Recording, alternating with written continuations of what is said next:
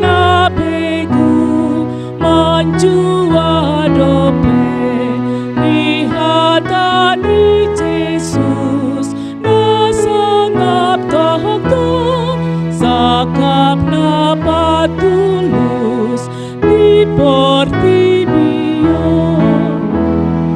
dan jadi hamu biar ale sai pake burju kokom sasude nang hehe si bolis momol kakamu sai tatap ma Jesus bergogo tutu.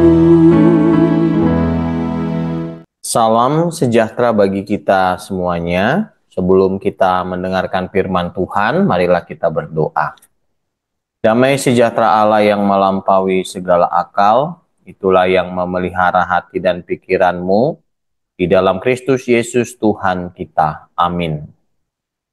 Saudara-saudara yang terkasih, firman Tuhan yang menjadi renungan bagi kita pada saat ini tertulis dari 1 Yohanes pasal 2 ayat 24.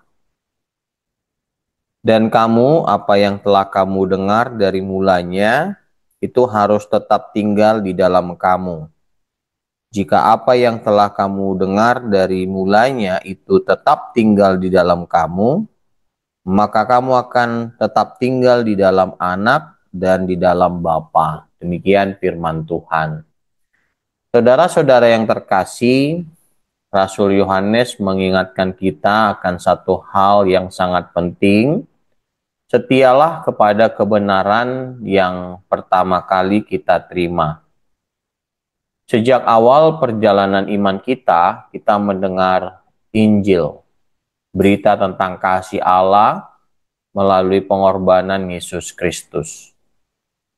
Dunia ini penuh dengan ajaran baru, ideologi, dan pemikiran yang mencoba menggantikan kebenaran tersebut. Namun, Rasul Yohanes mendorong kita untuk tidak bergeser atau tidak berubah. Nah, tinggal di sini berbicara tentang hidup yang konsisten. Membiarkan firman itu mengakar dalam hati kita, membentuk kehidupan sehari-hari kita. Tidak cukup hanya tahu tentang kebenaran, kebenaran itu harus menjadi bagian dari hidup kita. Dan ketika kita setia pada firman itu, kebenaran itu, janji Tuhan luar biasa, kita akan tinggal dalam Anak dan dalam Bapa. Artinya kita hidup dalam hubungan yang erat dengan Allah. Bukan hanya percaya kepadanya, tetapi hidup dalam kehadirannya setiap hari. Amin, mari kita berdoa. Bapa kami yang bertahta di dalam kerajaan sorga, yang kami sembah di dalam nama Anak-Mu Tuhan Yesus Kristus, kami mengucap syukur padamu ya Tuhan atas berkat yang Tuhan berikan di dalam hidup kami.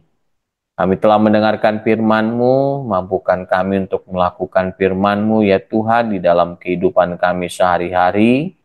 Berkati kami, lindungi kami, dan jaga kami selalu ya Tuhan.